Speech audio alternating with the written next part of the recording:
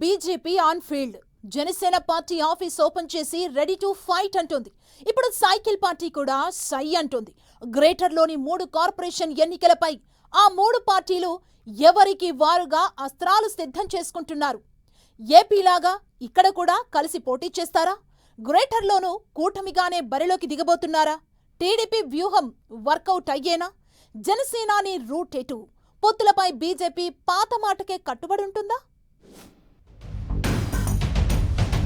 Greater ఎన్నికలపై TDP, Janasena, BJP focus.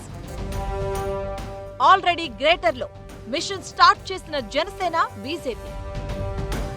Greater ఎన్నికలే target గా టీడీపీ వ్యూహాలు.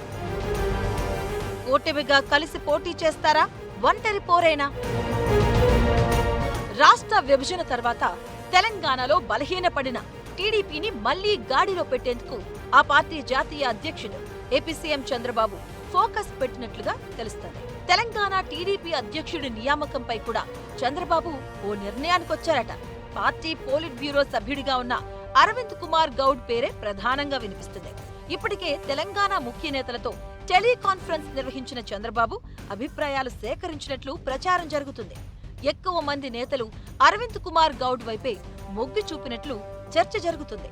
కొత్త అధ్యక్షుడి నియామకంతో పాటు సంస్థాగత బలోపేతంపై సీరియస్ కాన్సంట్రేట్ చేస్తున్నారట. గ్రేటర్ హైదరాబాద్ ఎన్నికలే లక్ష్యంగా పావులు కదుపుతున్నట్లు టాక్. హైదరాబాద్ లో జరగబోయే ఎన్నికలను తెలంగాణలో పార్టీ పునరాగమనానికి తొలి రాజకీయ పరీక్షగా భావిస్తుందట టీడీపీ. గ్రేటర్ ఎన్నికల్లో గట్టి పోటీ ఇచ్చి కార్యకర్తల్లో ఆత్మవిశ్వాసం పెంచి తర్వాత అసెంబ్లీ ఎన్నికలపై దృష్టి పెట్టాలని డిసైడ్ అయినట్లు ప్రచారం జరుగుతుంది. హైదరాబాద్ లో భారీ బహిరంగ సభ కూడా టీడీపీ నేతలు సన్నాహాలు చేస్తున్నట్టుగా తెలుస్తుంది.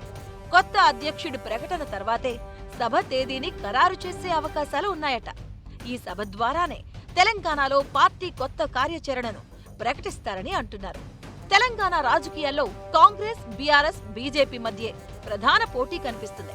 అలాంటి సమయంలో టీడీపీ కూడా మళ్లీ రాజకీయంగా యాక్టివ్ కాబోతూ ఉండడం, ముఖ్యంగా గ్రేటర్ హైదరాబాద్ కేంద్రంగా బలపడే ప్రయత్నాలు చేస్తూ ఉండడం ఆసక్తికరంగా మారింది.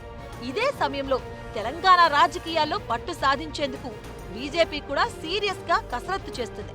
ఇప్పటికే రాష్ట్రంలో సంస్థాగత బలోపేతంపై దృష్టి పెట్టిన కమలనాథులు గ్రేటర్ హైదరాబాద్ ఎన్నికల్లో ప్రతిష్టాత్మకంగా తీసుకుని పనిచేస్తున్నారు.